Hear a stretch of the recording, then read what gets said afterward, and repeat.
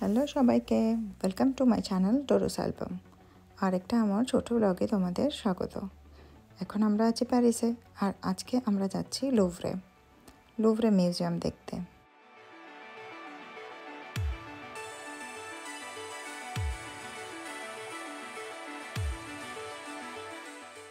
আমরা এখানে এসেছিলাম পাবলিক ট্রান্সপোর্ট করে, আর এই দেখো এটা হচ্ছে মেট্রো স্টেশন। তো মেট্রো থেকে বেরিয়ে একদমই সামনে হচ্ছে তোমার লুভরে। এক ফোঁটাও হাঁটতে হবে না, ভীষণই কাছে। তো ট্যাক্সির থেকে মেট্রোতে আসা আমাদের কাছে বেশ সুবিধাজনকই মনে হয়েছে, সেরকমভাবে কোনো অসুবিধা হয়নি। তো চলো গুটি গুটি পায়ে আমরা একটু ভেতরের দিকে এগোই।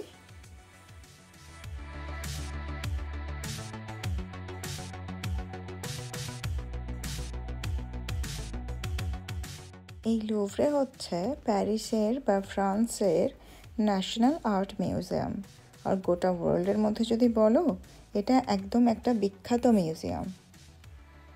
তোমরা কে কে শুনেছো লুভরে মিউজিয়ামের নাম? আমাকে কমেন্টে অবশ্যই জানাও।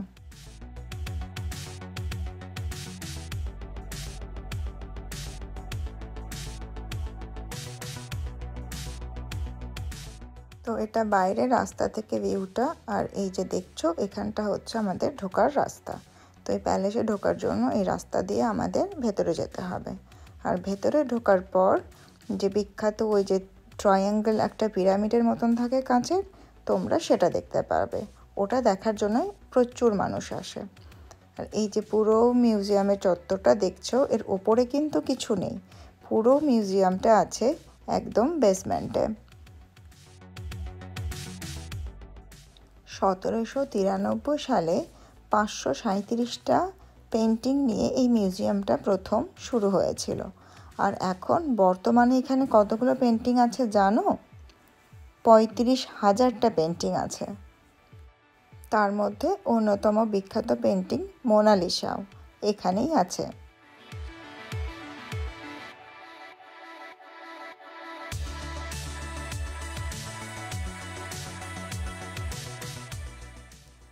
তো আমরা ভেতরে ঢুকিনি, কারণ মা ভেতরে ঢুকে পুরোটা মিউজিয়াম দেখার মতন এনার্জি ছিল না।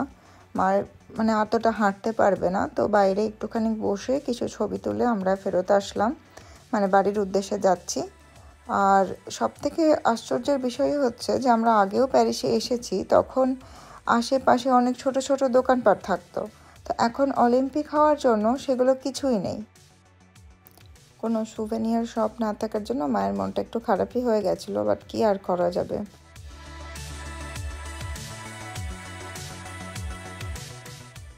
তো আমরা বাইরে কিছু খাওয়া দাওয়া করে ছবি টবি তুলে ব্যাস চলে আসলাম সোজা হোটেলে।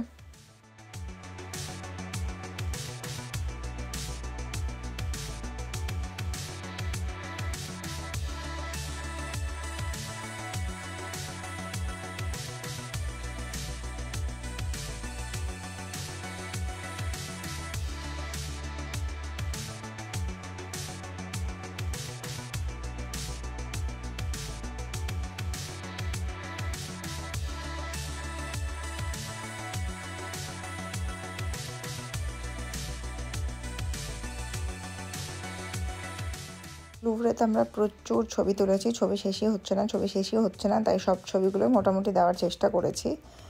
আর চলো আজকের ভিডিও এখানে শেষ করছি। পরের ভিডিওতে খুব শিগগির দেখা হবে। Like, share and subscribe my channel. Tata, সবাই ভালো থেকো।